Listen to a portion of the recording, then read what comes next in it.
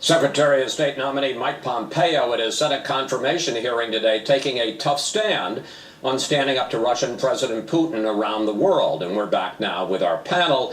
Steve, how do you think Pompeo did today, and did you get a sense from those hours of testimony as to exactly what kind of Secretary of State he would be?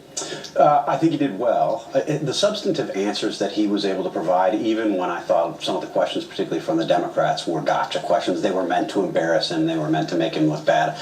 I thought he handled them easily. The substance, if you look at the content of his answers, they were strong. I think the pushback on Iran and North Korea questions that he provided, skeptical Democrats, was convincing, I thought. As to what kind of a Secretary of State he'll be, Mike Pompeo is not anybody's yes man. He developed a strong relationship with Donald Trump as CIA director. He found a way to talk to the president in a way that the president didn't see as condescending, didn't see as threatening. He was able to change the president's mind, or to at least shift his views on several specific intelligence matters, national security matters, the Afghanistan policy at the outset, and then also the Iran policy, where Pompeo has, particularly of late, been arguing for fixing the deal rather than just tearing it up, which sort of cuts against type. He had a comment to that effect today in the hearings that surprised some people, but that's what he's been saying behind the scenes for quite some time. So I think he would be an incredibly effective advisor if he were in this role as Secretary of State. And I think the Democrats, if they're going to block him, they have to think about who Donald Trump would pick next. Yeah, who else would they want? I was thinking about that as well, Susan. But there was some opposition in the Senate Foreign Relations Committee, which held the hearing and has to vote him out to the floor. Rand Paul indicates he's going to vote against him, and some Democrats, if not declaring, certainly indicated that. What's your sense of his prospects for confirmation? Well, I think he may have trouble getting a positive recommendation out of the committee,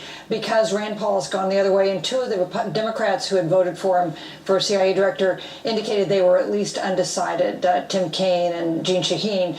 Now, they can still take his nomination to the floor with a negative recommendation from the committee, or with the lack of a positive recommendation, but no one's done that for Secretary of State since 1925, so it's possible but unusual. But what about Steve's point, which I think is a very good one?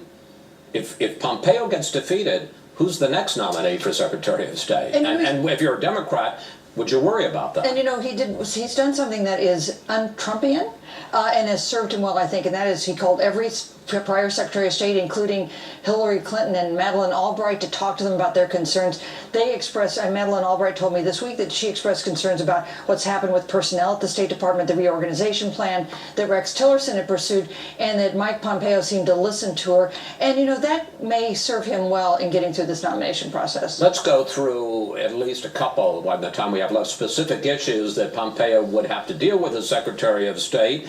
Here he was today on the Iran nuclear deal.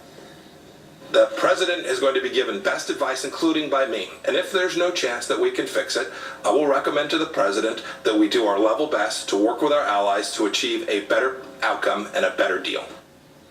So does that indicate to you, Charlie, that Pompeo, as Steve suggested, is now against just ripping up the Iran nuclear deal? Yes, I do think. I do think so, and I think that they're probably more inclined to try to figure out a way to reconfigure it instead of just absolutely ripping it out. But I do think that also, you know, you raise a very important point here.